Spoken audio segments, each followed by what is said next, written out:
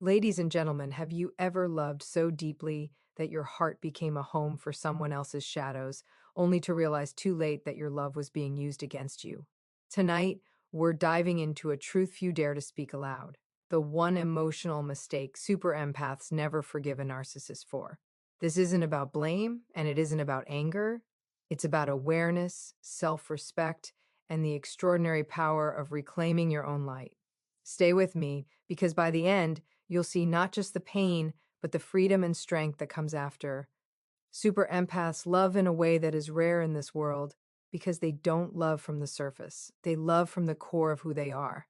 When they give love, they are not offering attention, convenience, or affection on their terms. They are offering presence, full, undistracted, emotionally available presence.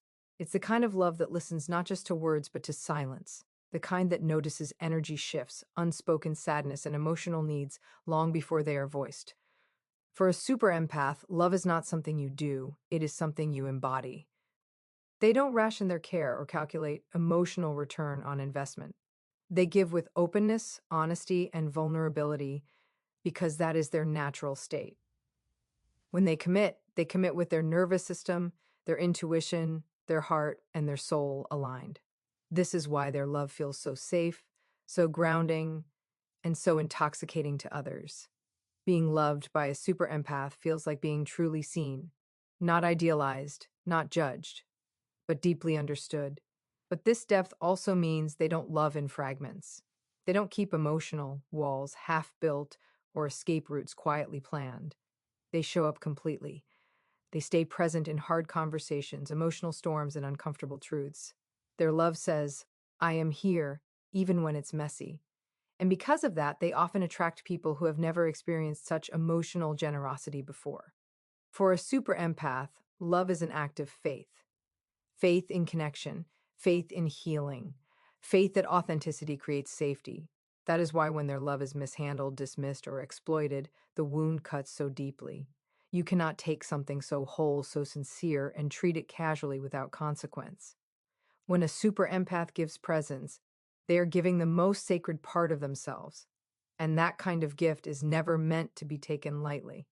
And because that love is so complete, so open, so freely given, it becomes impossible to miss when someone approaches it with the wrong intention. The second truth is this: the narcissist didn't just hurt the super empath, they recognized that depth and decided to use it. Where the empath offered presence, the narcissist saw leverage. Where the empath listened, the narcissist gathered information. Every fear shared late at night, every insecurity spoken softly, every childhood wound revealed in trust became data, not to protect, not to nurture, but to control. The empath thought they were building intimacy. The narcissist was building strategy. At first, it didn't look like harm. It looked like closeness. It felt like being chosen, understood, mirrored. The narcissist reflected just enough empathy back to hook the connection, just enough validation to keep the bond alive. And the empath, believing in authenticity, leaned in even further. They gave more patience, more understanding, more emotional labor, because that is who they are. But slowly, something shifted. The same empathy that once felt celebrated began to feel exploited. Emotional availability turned into emotional obligation. Boundaries were subtly tested, then quietly crossed. When the empath reacted with pain or confusion, their feelings were minimized, reframed, or dismissed. Not through overt cruelty at first, but through subtle erosion. A sigh, a tone, a comment that made them question themselves. This is the deepest betrayal, not the argument, not the insult, not even the abandonment. It is the moment the empath realizes their compassion was never met with care, only consumption. Their love wasn't cherished, it was harvested. And that realization doesn't arrive loudly. It arrives in stillness, in the quiet understanding that their empathy, which was meant to heal, was turned into a tool for someone else's ego. Once that truth settles in, the heart doesn't shatter. It closes its doors with clarity, and nothing frightens a narcissist more than an empath who finally sees, and once they see, something irreversible happens inside them, because the deepest wound was never the raised voice, the cold silence, or the moments of obvious disregard. A super empath can survive pain. They understand human flaws. They know people act out of fear and brokenness. Pain to them is part of being human. What they cannot reconcile with, what their soul quietly refuses to forgive, is deception disguised as connection. This is where the truth finally sharpens. The unforgivable mistake was not cruelty. It was the betrayal of emotional truth. It was promising safety while planting confusion. It was speaking the language of love while rewriting the rules behind the scenes. The empath wasn't just hurt, they were emotionally misled, led to believe they were building something real while standing on shifting ground. For a super empath, emotional truth is sacred. It is the invisible contract they live by. Say what you mean what you say, feel what you feel. When that contract is violated, it creates a fracture deeper than anger. Because now the empath is not just grieving the relationship, they are grieving their own trust in their perception. This is why gaslighting cuts so deeply. It doesn't bruise the body, it fractures the inner compass. When the narcissist denied conversations, minimized impact, or twisted intent, the empath began questioning their own intuition. And intuition is where a super empath lives. Undermining it is not just hurtful, it is identity threatening. That is the moment forgiveness begins to slip out of reach. Not because the empath becomes bitter, but because something fundamental has been broken. You cannot apologize your way back from making someone doubt their own reality. You cannot love someone back into trusting a truth that was deliberately distorted.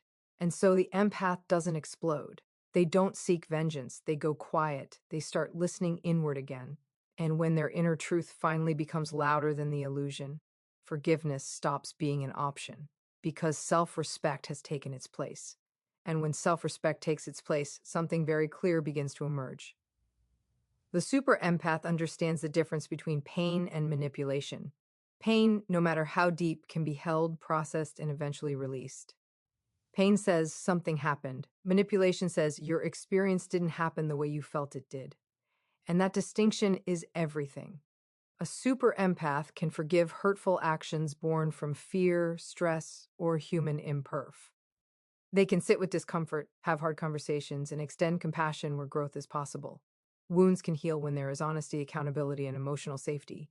Pain fades when it is acknowledged, but manipulation leaves a different mark. It doesn't ask to be healed, it demands silence. It doesn't invite repair, it erodes trust from the inside out. This is why forgiveness stops at deception. The empath realizes that the deepest damage wasn't the arguments or the emotional distance. It was being led to doubt what they felt in their own body.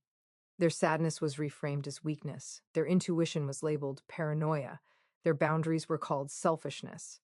Over time, the empath wasn't just hurting, they were unraveling. And here is the quiet strength of a super empath. Once they name manipulation, they cannot unsee it. Awareness becomes a line that cannot be crossed backward. Forgiving pain still feels possible, even natural. Forgiving intentional distortion of reality does not, because doing so would require betraying themselves all over again. So the empath chooses differently, not with rage, not with coldness, but with clarity. They stop trying to explain their feelings to someone committed to misunderstanding them. They stop offering empathy to someone who uses it as currency. This isn't punishment, it's protection. And in that moment, forgiveness shifts direction.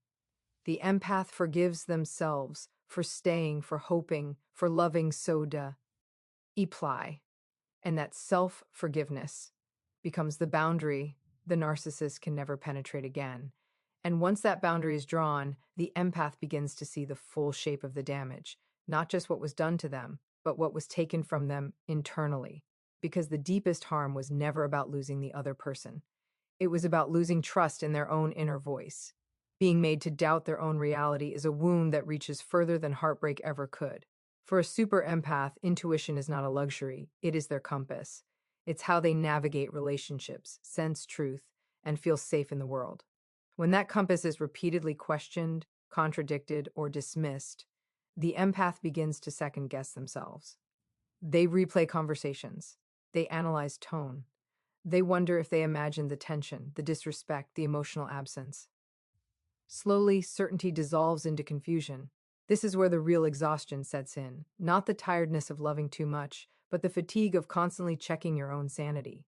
When someone repeatedly insists that what you felt wasn't real, wasn't accurate, wasn't valid, The empath starts looking outward for confirmation instead of inward for truth.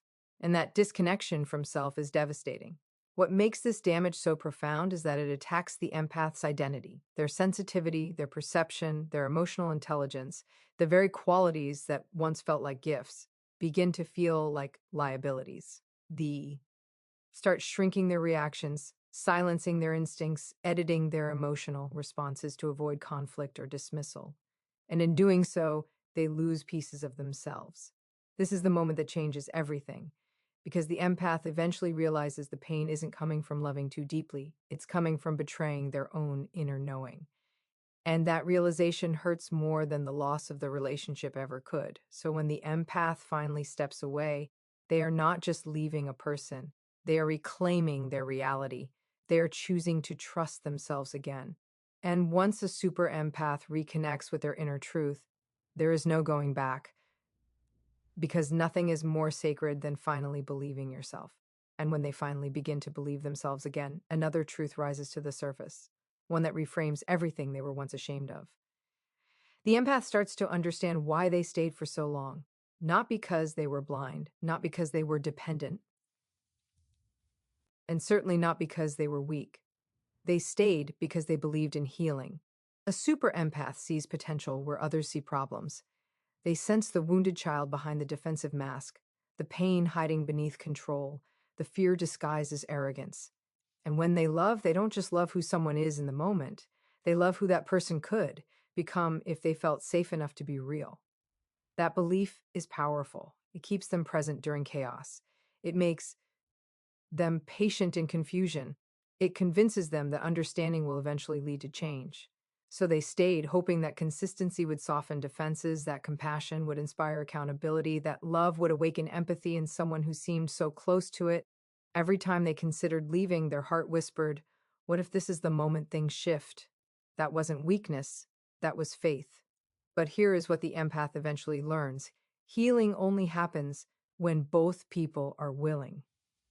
You cannot love someone into self awareness. You cannot empathize someone into accountability. And no amount of emotional labor can replace another person's refusal to look inward. Staying became painful not because the empath cared too much, but because they were carrying the emotional weight of two people. They were doing the reflecting, the apologizing, the adapting, while the narcissist avoided responsibility and called it confidence. When this realization settles in, shame dissolves. The empath stops asking, "Why didn't I leave sooner?" and starts saying, "I stayed because my heart was honest." And that honesty, once reclaimed, becomes strength, because now they know the difference between patience and self abandonment, and they will never confuse the two again. And with that clarity, something quiet but powerful begins to take shape. The empath no longer needs to be angry to leave. They no longer need a final argument, a dramatic ending, or an apology that Neve R comes.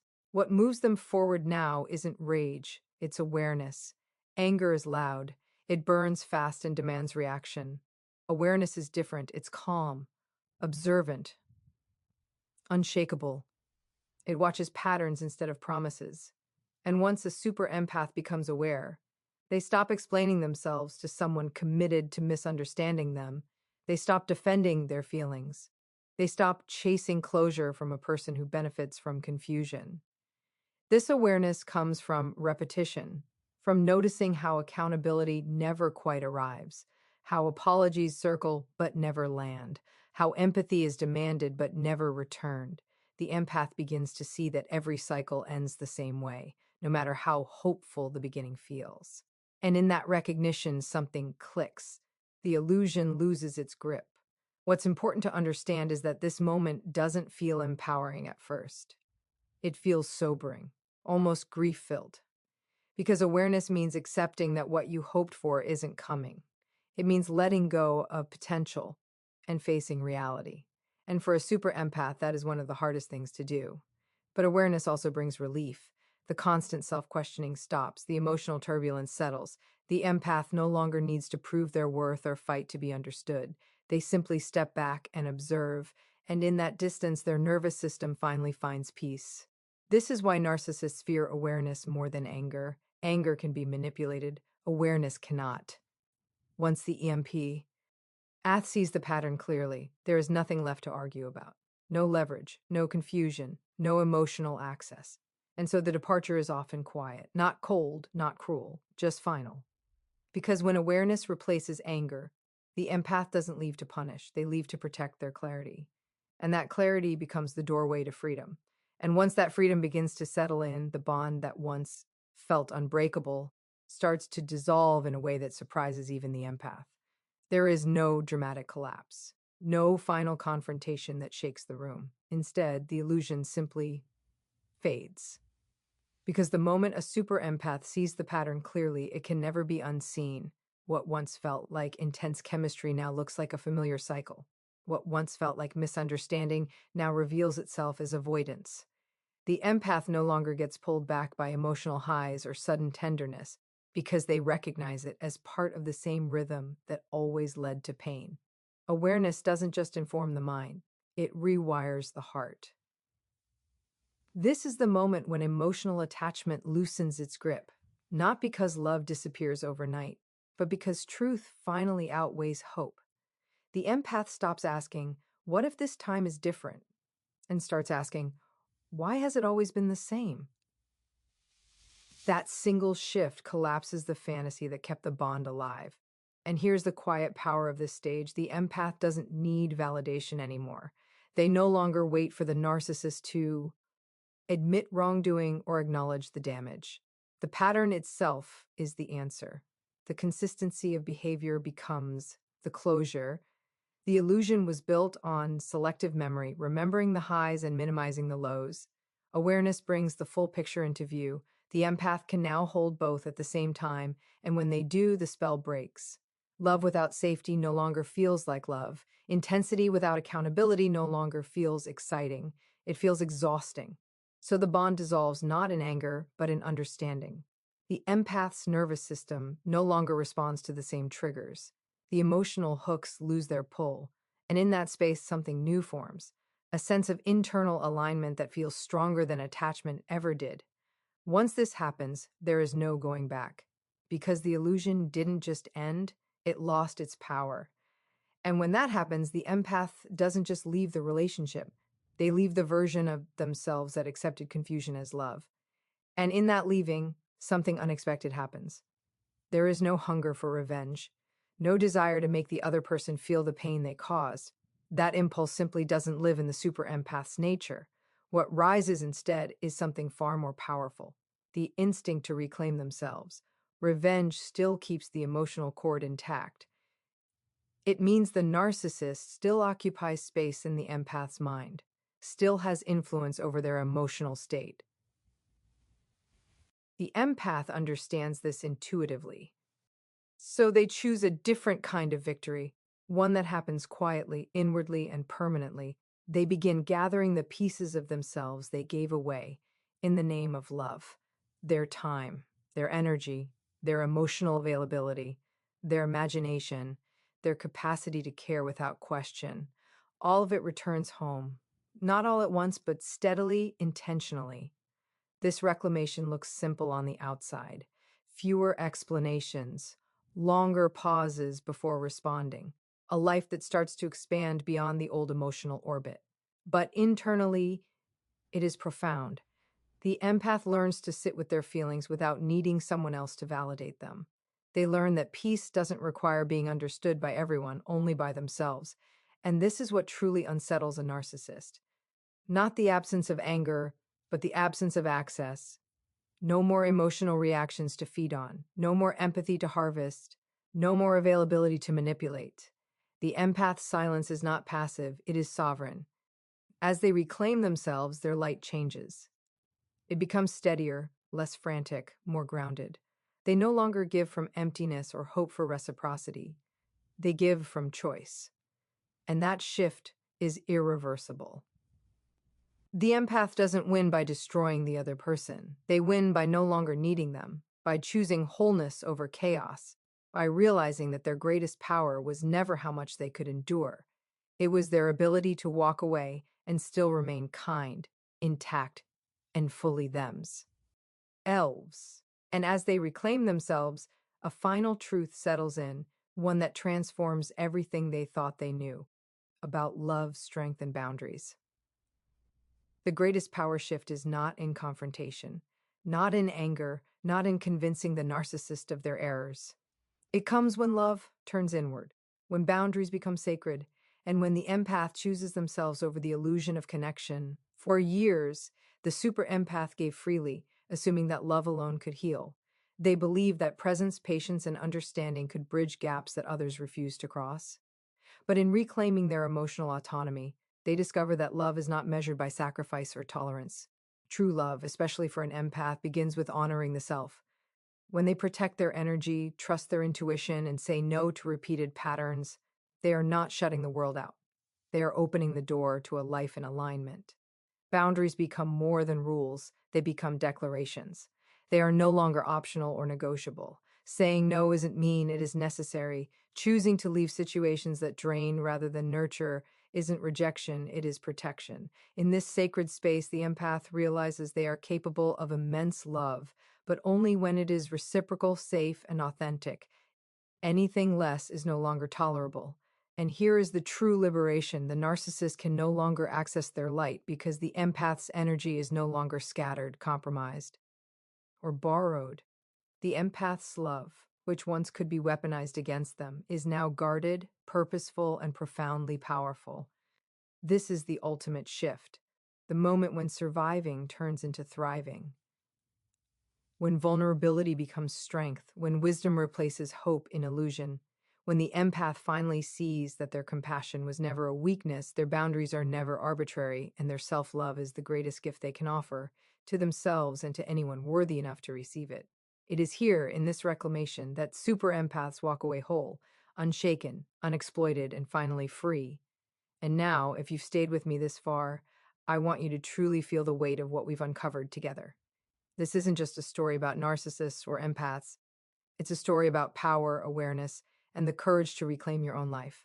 It's about realizing that the deepest wounds don't define us, they refine us. Every heartbreak, every manipulation, every moment where you doubted yourself has been a lesson in one simple truth: your worth cannot be negotiated, borrowed, or taken away. Imagine for a moment standing fully in your own light. Not the light that flickers because someone else's validation fuels it, but the steady, unshakable light that comes from knowing and honoring yourself. That is the strength of a super empath who has seen the truth, set the boundaries, and reclaimed their energy.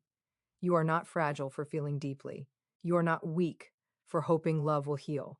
You are powerful because you loved fully, and now you know exactly how to protect that gift. And here's the most important part. This journey isn't just about surviving someone else's deception. It's about thriving in the life that comes after. It's about knowing that when you step away from manipulation, you step into freedom. When you stop bending for someone else's ego, you stand taller in your own authenticity. When you trust your own perception, you finally stop giving away pieces of yourself to people who were never meant to hold them. So stay with this truth as you move forward. Let it sink in. Your empathy is a gift. Your love is sacred, and your self-respect is invincible. The person who tried to distort your reality no longer has a seat at your table, and that is exactly how it should be. Remember this: walking away is not defeat. Walking away is victory.